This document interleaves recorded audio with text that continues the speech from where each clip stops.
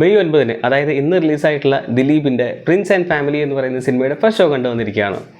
എനിക്ക് തോന്നുന്നു അവസാനമായിട്ട് ഞാൻ ദിലീപിൻ്റെ തിയേറ്ററിൽ പോയി കാണുന്ന സിനിമ എന്ന് പറയുന്നത് രാമലീലയാണ് 2017. അതിനുശേഷം നമ്മൾ നോക്കുകയാണെങ്കിൽ എല്ലാ പടങ്ങളും ഒന്നിനൊന്ന് ക്രിഞ്ചായിട്ടുള്ള പടം. പിന്നെ എനിക്ക് മിസ്സായി തോന്നിയിട്ടുള്ള പടം എന്ന് പറയുന്നത് 2019 മറ്റും ഇറങ്ങിയിട്ടുള്ള കോടതി നിമിഷം പാലം വക്കീൽ. ആ ഒരു സിനിമയാണ് പിന്നെയും മിസ്സായി തോന്നിയിട്ടുള്ള പടം.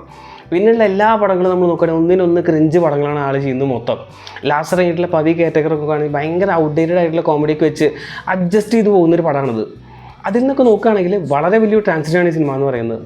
എനിക്ക് ഈ സിനിമ കണ്ടപ്പോൾ കുറച്ചുകൂടി കണക്ട് ചെയ്യാൻ പറ്റിയത് നമ്മുടെ ആ ഒരു 90s ആ കാലഘട്ടത്തിലുള്ള നമ്മുടെ ക്ലാസിക് ദിലീപേട്ടനില്ലേ, ആ ഒരു സ്റ്റൈലാണ് പുള്ളിക്കാരൻ്റെ ഒരു സിനിമയിൽ വന്നിരിക്കുന്നത്.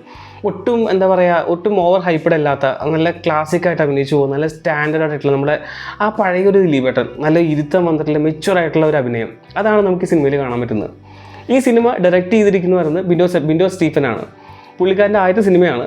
സിനിമ നന്നായിട്ട് എടുത്തു വെച്ചിട്ടുണ്ട്, നല്ല നീറ്റായിട്ട് ആൾ എടുത്തു വെച്ചിട്ടുണ്ട്. ഇതിൻ്റെ സ്റ്റോറി എന്ന് പറയുന്നത് ഷാരിസ് മുഹമ്മദാണ്. പുള്ളിക്കാരൻ്റെ സ്റ്റോറി നമ്മൾ നോക്കുകയാണെങ്കിൽ അറിയാം, ആളുടെ മുൻപത്തെ സിനിമ എന്ന് പറയുന്നത് ജനഗണമനയാണ്, പിന്നെ എല്ലാം ശരിയാകുവാണ്. സോ അതിലൊക്കെ ഉള്ള ഒരു സ്റ്റോറി ബ്രില്യൻസ്, അത്രയും കോംപ്ലിക്കേറ്റഡ് ആയ സ്റ്റോറി അങ്ങനെ ഒന്നുമില്ല ഈ സിനിമയിൽ. വളരെ സിമ്പിളായിട്ടുള്ളൊരു ചെറിയൊരു സ്റ്റോറി ലൈൻ, അത് നല്ല രസമായിട്ട് അവതരിപ്പിച്ചിട്ടുണ്ട്. ഒട്ടും കോംപ്ലിക്കേറ്റഡ് അല്ലാത്ത അത്യാവശ്യം നല്ല തമാശയൊക്കെ ഉള്ള ഒരു ക്ലാസിക് സിനിമ. അതായത് എന്താ പറയുക, നമുക്ക് ഫാമിലി ആയിട്ട് ഫ്രീ ആയിട്ട് വാച്ച് ചെയ്യാൻ പറ്റിയ ഒരു സിനിമ. വളരെ സിമ്പിളാണെന്ന് വെച്ചിട്ട് ഒട്ടും ഔട്ട്ഡേറ്റഡ് ഒന്നല്ല. ഇപ്പോഴത്തെ ഒരു കാലഘട്ടത്തിൽ അത്യാവശ്യം കണക്ട് ചെയ്യാൻ പറ്റിയുള്ള സ്റ്റോറി ലൈൻ തന്നെയാണ്. ഒട്ടും എന്താ പറയുക, സിമ്പിളാണെന്ന് വെച്ചാൽ ഒരു കഥയില്ല എന്നല്ല, കഥയുണ്ട്. ഇപ്പോഴത്തെ ഒരു കാലഘട്ടത്തിന് അത്യാവശ്യം കണക്ട് ചെയ്യാൻ പറ്റിയുള്ള കഥ തന്നെയാണ്. ഈ സിനിമയിൽ അഭിനയിച്ച ആരൊക്കെ ചോദിച്ചു കഴിഞ്ഞാൽ ഒരുപാട് പേര് പറയാനുണ്ട്. ഇതിൽ ആദ്യം പറയുകയാണെങ്കിൽ ദിലീപിൻ്റെ അഭിനയം തന്നെ പറയാം. പുള്ളിക്കാരനെ ഞാൻ പറഞ്ഞ പോലെ തന്നെ ഒരു ക്ലാസിക് ആയിട്ടുള്ളൊരു അഭിനയമാണ്. ഒട്ടും എന്താ പറയുക, ഓവർ എക്സാജുറേറ്റഡ് അല്ലാത്ത, എല്ലാ കാര്യങ്ങളും നല്ല ഒരു സ്റ്റാൻഡേർഡ് ആയിട്ട് പോകുന്ന. പിന്നെ ഈ സിനിമയിൽ എനിക്ക് എടുത്ത് പറയേണ്ട ഒരു കാര്യം എന്ന് വെച്ച് കഴിഞ്ഞാൽ ദിലീപേട്ടനെ പോർട്രേറ്റ് ചെയ്തിരിക്കുന്ന നല്ല വൃത്തിയായിട്ട്. ആളുടെ കോസ്റ്റ്യൂമിനെ എടുത്ത് പറയാം. പുള്ളിക്കാരൻ്റെ ആ ഒരു പാൻസും ഷർട്ടും എല്ലാ കാര്യങ്ങളും നല്ലൊരു ഇച്ചിരി ഡിഫറെൻ്റ് ആണ്. നമ്മൾ ഇതുവരെ കാണാത്ത ഒരു പാറ്റേണിലുള്ള ആളുടെ ഒരു വൃത്തിക്കുള്ളൊരു പോർട്രേഷനാണ് ഈ സിനിമയിൽ കാണുന്നത്. എന്താ പറയുക, നമുക്ക് എല്ലാത്തിലും ആളുടെ ഒരു സിനിമകൾ നോക്കുകയാണെങ്കിൽ പാട്ടിലൊക്കെ ഒരുമാതിരി കോപ്രായം കാണിച്ച് കുറേ ഡ്രസ്സൊക്കെ ഇട്ട്, ഇതിലങ്ങനെ ഒന്നുമില്ല. സ്റ്റാൻഡേർഡായിട്ട് ക്ലാസിക്കായിട്ട് വളരെ സിമ്പിളായിട്ട് ദിലീപേട്ടൻ ഒന്നും ഓവറായിട്ട് ഹൈപ്പായിട്ട് ഒന്നും കാണിച്ചിട്ടില്ല.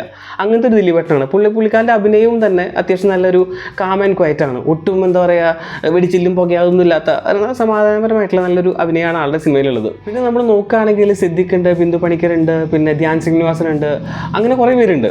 ഇതിലെനിക്ക് സിദ്ദിഖിൻ്റെ അഭിനയം എന്ന് പറയുകയാണെങ്കിൽ നല്ല ക്ലാസിക് ആയിട്ടുള്ള ഒരു അച്ഛൻ, ഒരു ഫാമിലിയുടെ ഒരു മൂത്ത ഒരു അച്ഛൻ എന്നുള്ള ഒരു ക്യാരക്ടറാണ് പുള്ളിക്കാരൻ്റെ. അത് ഈ പറയുന്ന പോലെ തന്നെ നീറ്റായിട്ട് ആളുടെ ഒരു ക്യാരക്ടർ നല്ല വൃത്തിയായിട്ട് ഭംഗിയായിട്ട് ഹാൻഡിൽ ചെയ്തിട്ടുണ്ട്.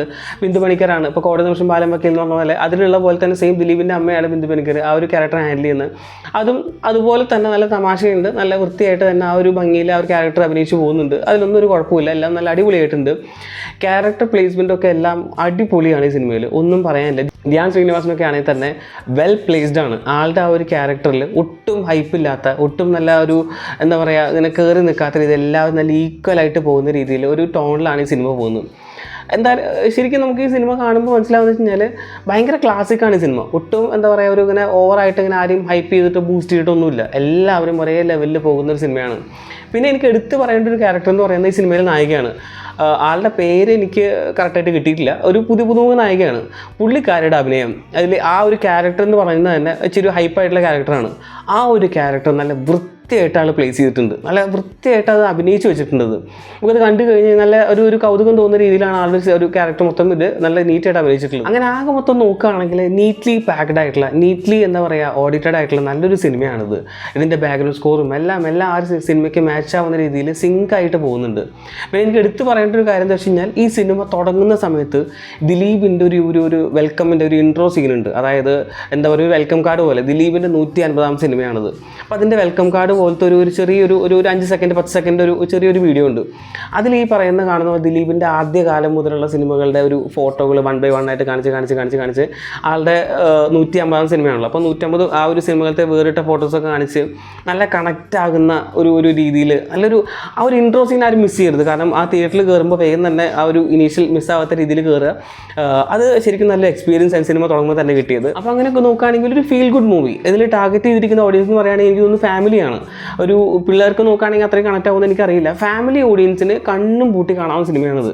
കാരണം അവർക്ക് അത്രയും ഇഷ്ടപ്പെടുന്ന, നല്ല റിലാക്സ് ചെയ്ത് കാണാൻ പറ്റിയ നല്ലൊരു കോമഡി, നല്ലൊരു സിനിമയാണിത്. ഈ സിനിമ എനിക്ക് വർക്കൗട്ടായെന്ന് വെച്ചാൽ നന്നായിട്ട് വർക്കൗട്ടായി. ആ ഒരു ദിലീപേട്ടൻ്റെ ഒരു പഴയ ഒരു സ്റ്റൈലൊക്കെ കണ്ട് എനിക്ക് നല്ല ഇഷ്ടപ്പെട്ടു സിനിമ. ഇത്രയൊക്കെയാണ് എനിക്ക് സിനിമയെ പറ്റി പറയാനുള്ളത്. നിങ്ങളെല്ലാവരും കണ്ടു നോക്കുക, ഇഷ്ടപ്പെടും എന്ന് ഞാൻ വിശ്വസിക്കുന്നു. കാരണം ഫാമിലി ആയിട്ടുള്ള ഒരു 90s കിഡ്സിനൊക്കെ എല്ലാവർക്കും നല്ല ഇഷ്ടപ്പെടുന്ന, നല്ല കണക്ട് ചെയ്യാൻ പറ്റിയിട്ടുള്ള സിനിമയാണിത്. അപ്പോൾ മറ്റൊരു വീഡിയോ അടുത്ത ദിവസം കാണാം. അതുവരെയും this you David signing off. By.